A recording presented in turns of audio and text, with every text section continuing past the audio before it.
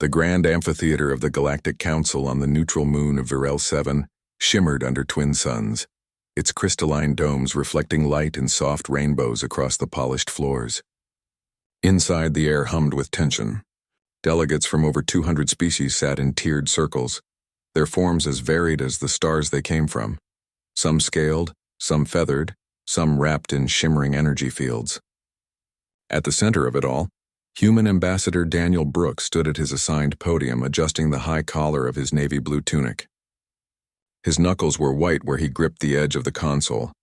Beside him, Lieutenant Kara Ellis monitored the secure comms channel through a slim earpiece, her eyes scanning a small data pad with quiet intensity. She didn't look up, but Daniel knew she was listening to everything. For weeks, the peace talks had dragged on like a slow-moving storm. The Sol Alliance, led by Earth and its closest colonies, had come to Virel 7 with open hands and cautious hope. They wanted an end to the border skirmishes, trade embargoes, and mutual suspicion that had poisoned relations with the Krellian Dominion for over a decade. The Krellians, tall and armored in chitinous plates that clicked softly when they moved, had arrived with demands instead of dialogue. They accused the humans of sheltering rebel cells that had attacked Krellian outposts near the Orion Rim. The humans denied it, offering full access to their military logs and colony records. But trust was thin and patience thinner. Today was supposed to be the day they signed the Accord of Mutual Understanding. A simple document, really. Just 5 pages of shared principles and verification protocols. But as Daniel glanced toward the Krellian delegation, he saw their lead envoy, Vrax Tor, rise slowly from his seat. Vrax's black eyes fixed on Daniel with cold precision. Without warning, Vrax reached into his ceremonial sash and pulled out an ancient dagger made of obsidian-like stone. He held it high for a moment, then slammed it onto the floor of the amphitheater. The sound cracked through the chamber like thunder. "This council is a farce," Vrax hissed, his voice amplified by the room's acoustics. "You speak of peace while your ships burn our stations. You offer paper while your spies poison our minds." A murmur rippled through the crowd. Some delegates stood. Others backed away. Daniel raised his hands, palms out. "Vrax, we have shown you our records." "There is no evidence." "Lies," Vrax interrupted, his mandibles flaring. Your kind smiles while sharpening knives. Before Daniel could respond, alarms blared throughout the amphitheater. Red lights pulsed along the walls. A synthesized voice announced in a dozen languages, "Security breach detected. Evacuation protocol initiated." Chaos erupted. Delegates scrambled for exits. Robotic attendants rolled swiftly toward emergency hatches. Daniel grabbed Kara's arm. "We need to move, now." Kara nodded, already tapping commands into her pad. "Shuttle Bay Gamma is closest." But comms are jammed, something's overriding the network. They pushed through the panicked crowd, dodging floating diplomats and scurrying aides. As they neared the exit tunnel, a deafening explosion rocked the far end of the chamber. Smoke billowed from a collapsed archway. Screams echoed. Daniel shielded Kara with his body as debris rained down. "What was that?" Kara shouted over the din. "Not an accident," Daniel said grimly. "Someone wanted this to fall apart." They reached Shuttle Bay Gamma just as the last human transport, the Aurora, was powering up its engines. A crewman waved them aboard. Inside, the cabin was cramped but secure. Commander Luis Ortiz, the ship's pilot and Daniel's longtime friend, turned from the controls. "Cutting it close, Dan." "Tell me about it," Daniel panted, strapping into the co-pilot seat. Kara slid into the rear comm station, already pulling up sensor data. As the Aurora lifted off, the moon's surface came into view through the viewport. Below, the amphitheater burned. Fires spread across the once pristine domes. Emergency vessels darted through the sky like fireflies in a storm. But something else caught Daniel's eye. 3 Krellian warships hovering just beyond the moon's orbit. Weapons charged and aimed not at the surface, but at the human delegation's main carrier, the Helios Dawn. "They're going to fire," Kara said, her voice tight. "No," Luis said, punching in coordinates. "They're waiting for orders. This isn't just about us." The Aurora jumped to low orbit, then engaged its short-range drive. Within minutes, they were docking with the Helios Dawn, a massive station shaped like a silver ring spinning gently against the starfield. Inside, the mood was grim. Officers moved quickly through corridors, faces set in hard lines. President Helen Grant's face appeared on every screen in the command center. Her message had been broadcast galaxy-wide moments ago. The Sol Alliance will not be provoked into war, she declared, her tone calm but firm. But we will defend our people, and we will find who did this. Daniel met Kara and Luis in the strategy room. Holographic maps floated above the table, showing fleet positions, communication blackouts, and strange energy spikes near the Krellian border. They planted something, Kara said, pulling up security footage from the amphitheater. Look, 2 hours before the summit collapsed, a cloaked figure entered the Krellian quarters. No ID, no biosignature, just static. Luis zoomed in. That's not standard stealth tech. That's something else. Daniel stared at the image. Someone wanted the Krellians to think we betrayed them. And they wanted us to think the Krellians attacked without cause. But why? Kara asked. Because war benefits someone, Daniel replied. And it's not us. As they spoke, a new alert flashed on the main screen. Unidentified ships, dozens of them, had appeared near the Orion Spur. No transponder codes. No known design. They weren't Krellian. They weren't human. They just watched. Back on Earth, news networks scrambled to report the collapse of the peace talks. Citizens gathered in city squares, faces lit by holographic broadcasts. Fear spread faster than facts. Military recruiters saw lines form outside their offices. Parents held their children tighter. But aboard the Helios Dawn, Daniel made a decision. He couldn't wait for orders. He couldn't let suspicion turn into slaughter. We need to find out who's behind this, he told Kara and Luis, before the first shot is fired. Kara nodded. There's one place no one's looked, the Ares Dawn. Daniel's eyes widened. The Ares Dawn, a research vessel that vanished near Zeta Reticuli 2 years ago. Officially, it was lost to a solar flare. Unofficially, rumors said it was carrying something it shouldn't have. If it's still out there, Luis said slowly, and if it has logs, we might find our answer. Daniel looked out the viewport at the stars. The peace talks were over. Trust was broken. But maybe, just maybe, the truth was still out there, waiting in the dark, and whatever was coming next. It was already closer than they thought. Back aboard the orbital station Helios Dawn, the air felt heavier than before. The usual hum of life support and chatter of crew members had been replaced by a tense quiet. Daniel Brooks sat at the strategy table, his fingers tracing the edge of a data slate. Around him, Kara Ellis and Commander Luis Ortiz studied the same images over and over. Grainy footage of a cloaked figure slipping into the Krellian delegation's quarters. Energy spikes near the Orion Spur and the strange, silent fleet that had appeared out of nowhere. None of it made sense, but all of it pointed to one thing. Someone had planned this collapse carefully. Kara tapped a command into her pad. I ran a deep scan on the amphitheater's security logs. The cloaked figure bypassed every checkpoint like they knew the system inside out. That's not random sabotage. That's an inside job. Luis leaned forward, arms crossed. But who? The Virelians run the moon. They've hosted peace talks for centuries. They're supposed to be neutral. Neutral doesn't mean innocent, Daniel said quietly.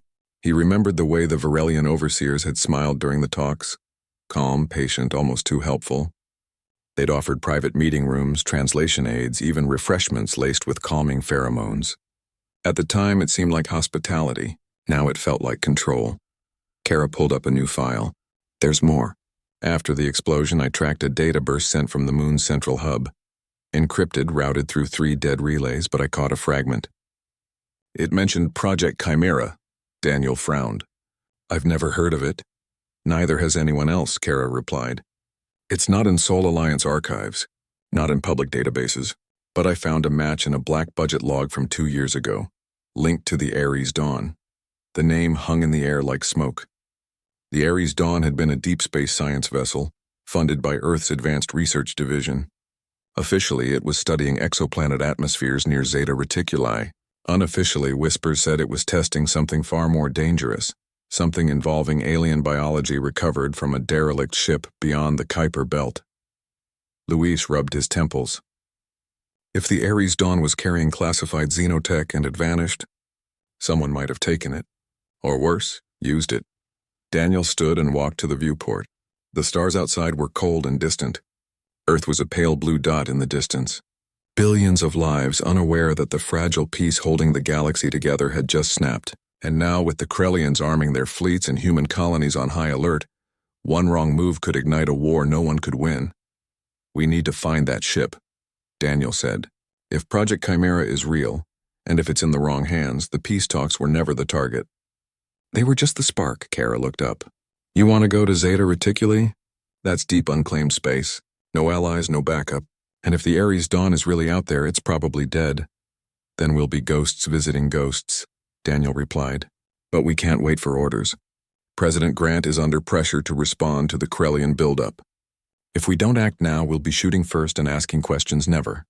Luis exhaled slowly. I'll prep the Perseus. She's fast, quiet, and her stealth coating can fool most long-range scans. But if those unknown ships are still out there, we'll be flying blind. Then we'll watch our backs, Kara said, already gathering gear. An hour later, the three of them boarded the scout ship Perseus, a sleek vessel no bigger than a cargo shuttle but built for deep-range reconnaissance. As the docking clamps released and the ship drifted into open space, Daniel felt a knot tighten in his stomach. This wasn't diplomacy anymore. This was a hunt. The jump to Zeta Reticuli took 6 hours through folded space. When they emerged, the system was eerily still. No comms traffic, no patrol drones, just a red dwarf star casting long shadows over a field of wreckage. Kara scanned the area. There's debris everywhere, satellites, freighter hulls, even a Krellian scout pod. Looks like a graveyard. Someone cleaned this place up, Luis muttered. Or tried to. Then Kara's sensors pinged. Contact. Small vessel, no power signature. But it's intact. Bearing 217 by 45, Daniel leaned forward. That's her. The Ares Dawn. They approached slowly, the Perseus gliding through the silent ruins. The research ship hung in the void like a sleeping whale, its hull scarred but whole. No lights, no movement. As they docked via magnetic grapple, the airlock hissed open with a sound like a sigh. Inside, the ship was dark and cold. Emergency lights flickered weakly down the corridors. Frost coated the walls. Kara led the way with a handheld scanner, checking for radiation, toxins, or traps. Life support's offline. Atmosphere's thin but breathable. No signs of recent activity. They moved through labs filled with overturned equipment, shattered glass, and frozen data pads. In the main lab, they found something strange. Glass cylinders lining the walls, most of them shattered. Inside the intact ones, faint shapes floated in amber fluid. Not human. Not Krellian. Something. Mixed. Hybrid tissue, Kara whispered, reading a label. Genetic splicing trials. Human, Krellian, and something else. Daniel's stomach turned. They were making weapons out of living things.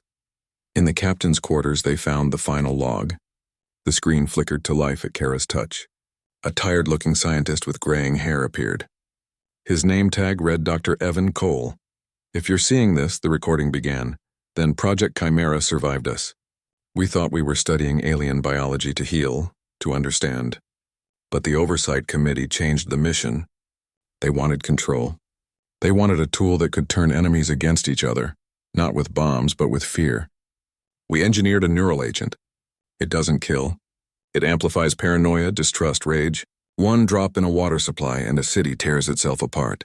The scientist's voice cracked. We tried to shut it down, but they came for us. Not soldiers, not pirates. They wore no insignia. They spoke our language perfectly, and they knew everything. The recording ended with static. Silence filled the room. Daniel stared at the blank screen. So that was it. The peace talks didn't fail because of pride or old grudges. They failed because someone made sure they would. Suddenly, Kara's wrist comm beeped. Perseus' sensors just lit up. 3 contacts decloaking, bearing down on us. Luis cursed under his breath. We've been followed. They ran back through the ship, boots echoing on metal grates. As they reached the airlock, the Perseus shuddered. A voice came through their comms, calm, clear, and utterly inhuman in its precision. You were never meant to find this. Daniel didn't recognize the language at first, but the translation chip in his ear rendered it in plain English. No accent, no emotion, just cold certainty. Who are you? Daniel demanded. No answer, only the hum of approaching engines. Get us out of here, Luis, Kara shouted. They sealed the airlock and scrambled into the cockpit. Luis slammed the thrusters to full. The Perseus shot away from the Ares Dawn just as energy beams sliced through the space where they'd been. On the view screen, 3 ships appeared. Sleek, black, with no visible weapons ports, only smooth hulls and glowing blue nodes. They're not firing to destroy, Kara said, analyzing the scans. They're trying to disable us. They want the data. Then they can't have it, Daniel said. Burn the logs into the core drive. Encrypt it with Protocol Sigma. Kara's fingers flew across the console. Done. Even if they board us, they'll need weeks to crack it. Luis banked hard, weaving through debris fields. One of the black ships matched their turn effortlessly. These things are fast. Too fast. Head for the asteroid belt, Daniel ordered. We lose them in the rocks. The Perseus dove into a dense cluster of tumbling stones, engines flaring. The black ships followed, but their larger frames struggled in the tight spaces. For a few precious minutes, they vanished from sensors. In the quiet that followed, Daniel caught his breath. His hands were shaking, not from fear, from anger.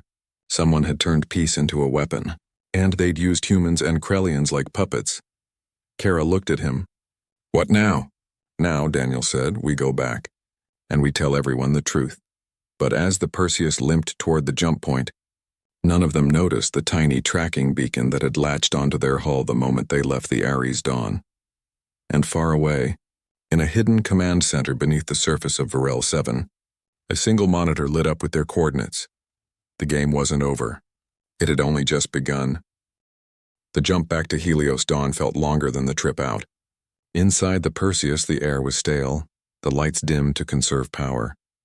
Daniel sat in the co-pilot seat, staring at the starfield without really seeing it.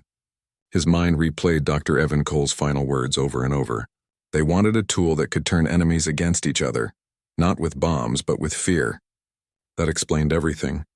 The sudden rage at the peace talks, the Krellians' blind fury, even the way human colonies had begun turning on each other in the hours after the collapse.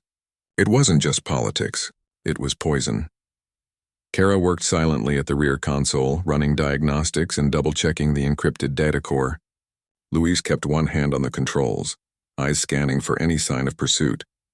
They hadn't seen the black ship since the asteroid belt, but none of them believed they were gone for good. When Helios Dawn finally appeared on the view screen, a silver ring spinning against the black, the relief was short-lived. Red alert lights pulsed along its hull. Fighter patrols swarmed like angry bees. Command, this is Perseus, Luis said into the comm, requesting emergency docking. A voice crackled back, tense but familiar. Perseus, you are cleared for Bay 4. Be advised, Krellian forces just moved 3 dreadnoughts into Sol territory. They're demanding we surrender the human warmongers behind the summit attack. Daniel's jaw tightened. They're blaming us. Worse, Kara said, pulling up a news feed. Some human colonies are calling for first strike. They think the Krellians started it. Others think we did. Everyone's scared. Docking was quick and quiet. As soon as the airlock sealed, President Helen Grant's aide met them on the gantry. The president wants you in the war room now. The war room was packed. Admirals, intelligence officers, and alien liaisons stood shoulder to shoulder, voices low and urgent. At the center of it all, President Grant stood with her arms crossed, her face lined with exhaustion but her eyes sharp. You found something, she said, as Daniel entered. He didn't waste time. Project Chimera. It's real. It's a neural pathogen designed to amplify fear and paranoia. Someone released it or tested it during the peace talks. That's why everything fell apart. Murmurs spread through the room. An admiral scoffed. A mind virus? That sounds like science fiction. Kara stepped forward, holding up a data chip. We have logs from the Ares Dawn, lab results, witness testimony.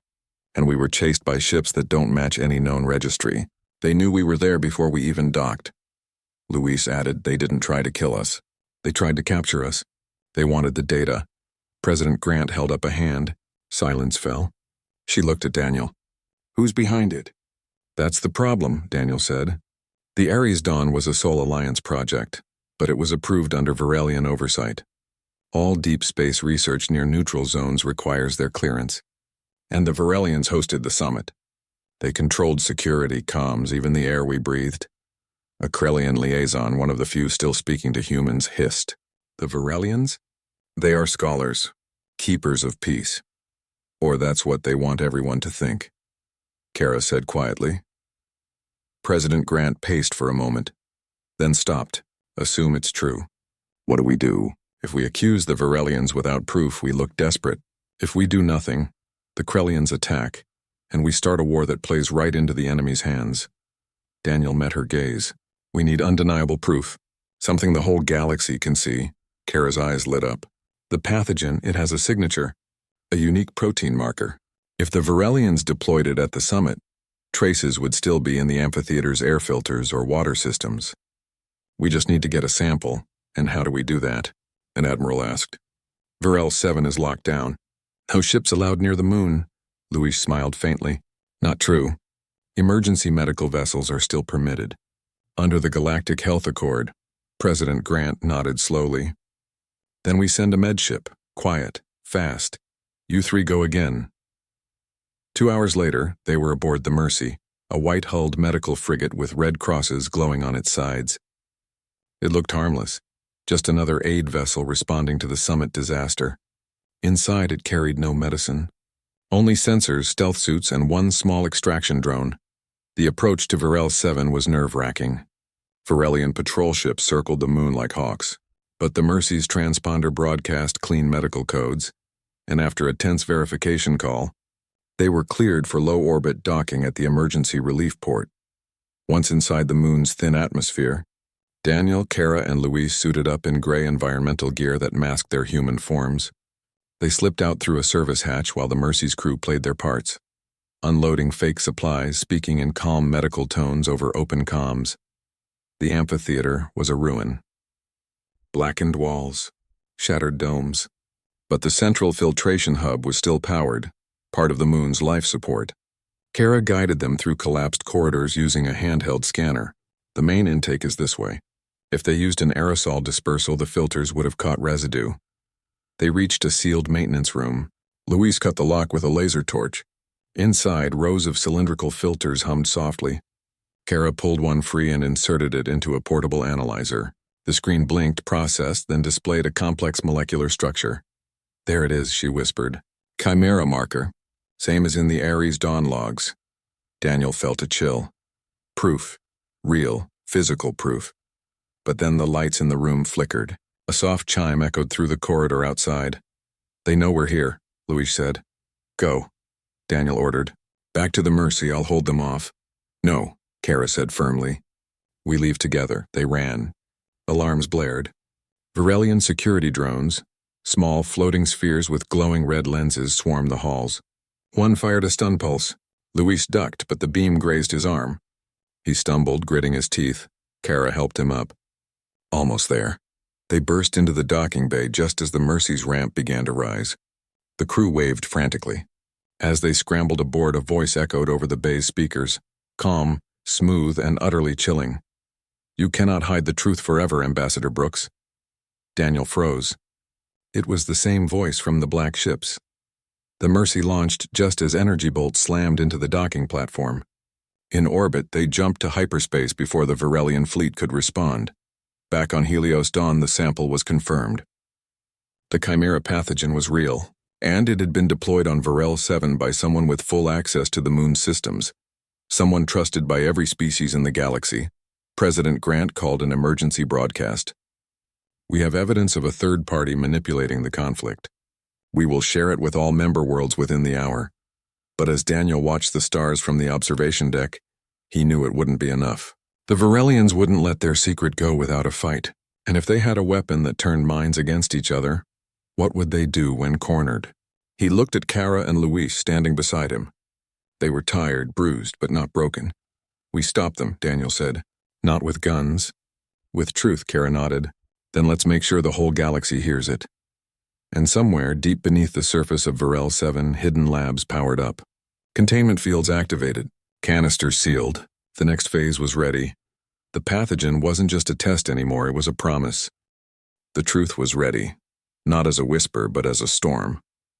Aboard Helios Dawn, Daniel, Kara, and Luis worked through the night, compiling every piece of evidence they had.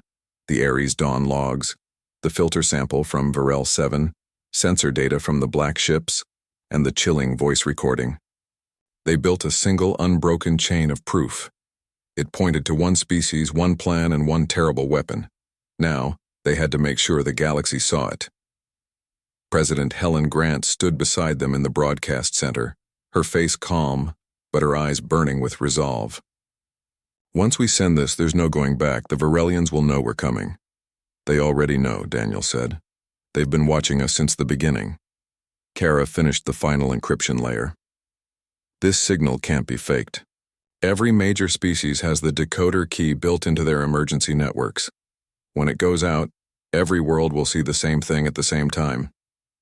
Luis checked the transmission array. We're piggybacking on the Galactic Emergency Broadcast Network.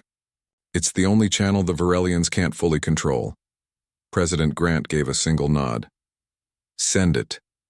With a press of a button, the truth launched into the void. It raced past human colonies, Krellian outposts, neutral trade hubs, and ancient homeworlds alike. In living rooms, command centers, and market squares across the stars, screens flickered to life. A simple message appeared, followed by raw footage, lab results, and audio logs. No spin, no blame, just facts. On Krellia Prime, High Marshal Vrax Tor watched the broadcast in stunned silence. He saw the cloaked figure planting the disruptor. He heard Dr. Cole's warning. He saw the chimera marker glowing in the filter sample. His fists clenched.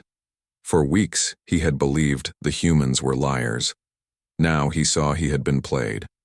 On Earth, crowds gathered in cities from New York to Mumbai. People who had been shouting for war just hours before now stood quiet, eyes wide. Parents held their children close. Soldiers lowered their rifles. The fear didn't vanish, but it found a new target. Not each other. The Virelians. But the Virelians were not idle. Deep beneath the surface of Virel 7, in caverns older than human civilization, the High Conclave met in a chamber of black stone and humming machines. Their leader, elder male, stood before a wall of glowing canisters. Each one held a pale mist, the refined chimera pathogen, ready for dispersal. The humans have exposed us, one elder said, his voice trembling. Mael did not flinch. Then we accelerate the plan. Let fear do its work one last time. Orders went out. Hidden freighters disguised as supply ships lifted off from secret hangars across Virelian space. Their cargo was not weapons or troops. It was fear itself, enough pathogen to infect every major population center in the galaxy within days. Water systems, air recyclers, food distribution hubs. Once released, chaos would follow. Species would turn on their neighbors. Alliances would shatter. And in the ashes, the Virelians would rise as the only voice of order. But they had not counted on unity. Within hours of the broadcast, something unexpected happened. A Krellian science vessel hailed a human medical station near the Orion Rim. We detected anomalous particles in your sector, the Krellian captain said. Same signature as your chimera sample. We're sending data.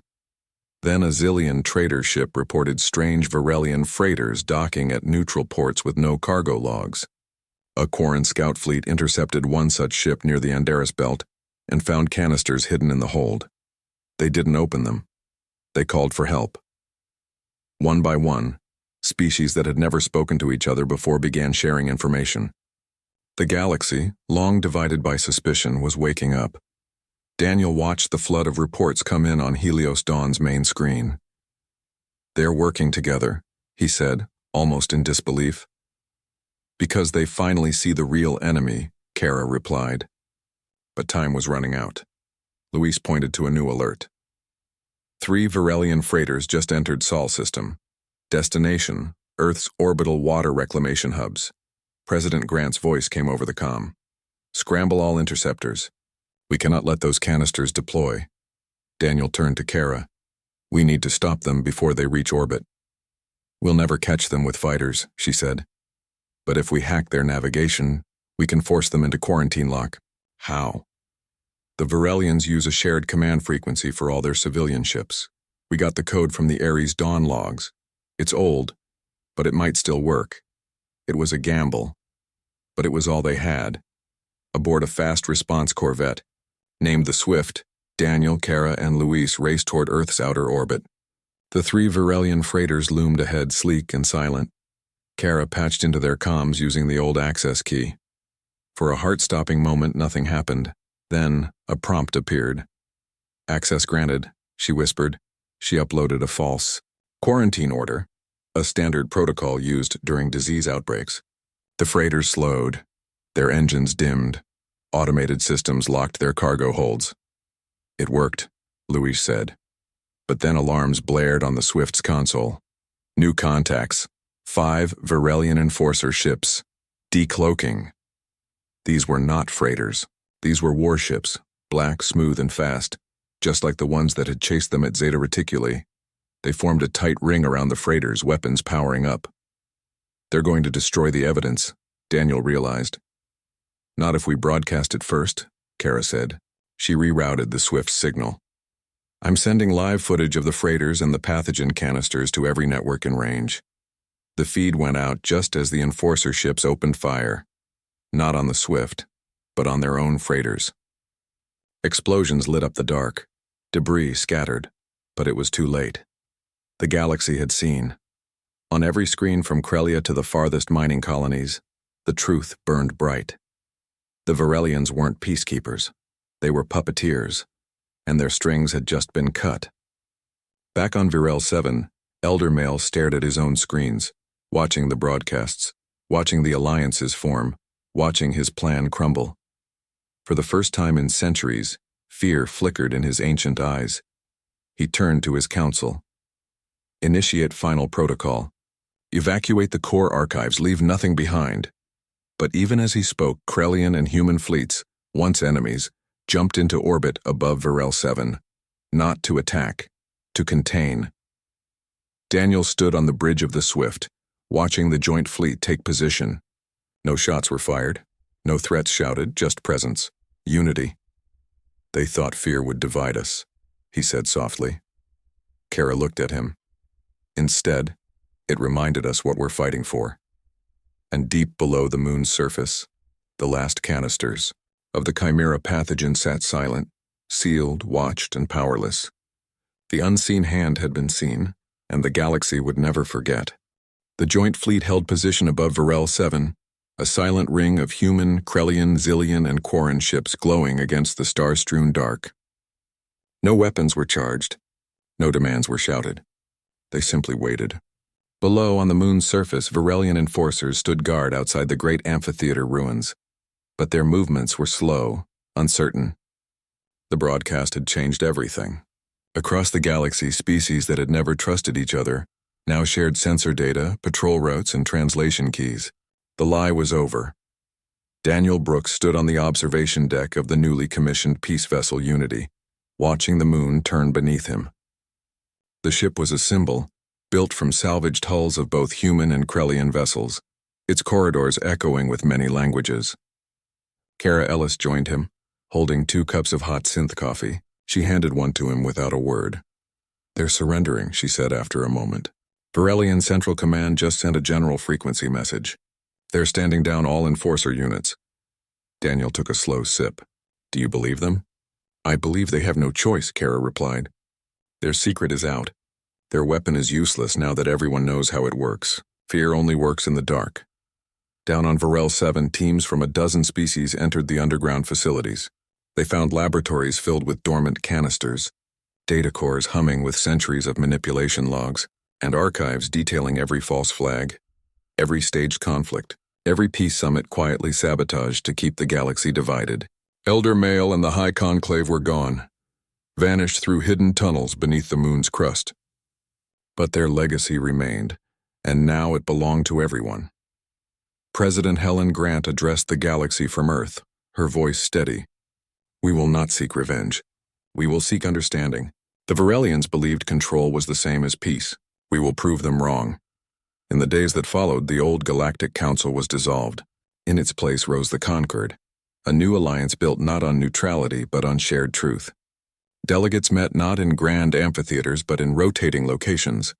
A Krelian orbital hive, a human colony dome, a Zillion coral spire. Decisions were made together. Security was shared, and every species, no matter how small, had a voice. Daniel, Kara, and Luis were offered high positions in the new order.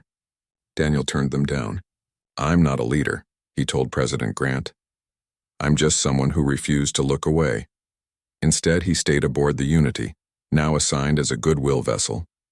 Its mission was simple: travel to worlds still healing, listen to their stories, and remind them they were not alone. One evening, as the Unity drifted near the edge of Sol space, Kara found Daniel on the outer viewing platform. The stars stretched endlessly before them. Earth was a soft blue glow in the distance. "Do you think they'll ever come back?" she asked. "The Varelians, I mean." "The ones who ran?" Daniel shook his head. "Maybe. But even if they do, they'll find a galaxy that's learned to watch its own shadows." Luis joined them, leaning against the railing. "You know, before all this, I thought humans were the only ones who lied to themselves about peace." "And now?" Kara asked. "Now I think we're all just learning how to be honest," he said with a small smile. Back on Earth, children played in parks under open skies. News screens no longer showed war maps, but construction plans for joint research stations and cultural exchanges. In classrooms, students studied not just human history, but Krellian poetry, Zillian music, and the quiet wisdom of 1,000 worlds. The fear hadn't vanished, it never would, but it no longer ruled. Far beyond the known systems in the cold void between galaxies, a single Varelian dreadnought drifted.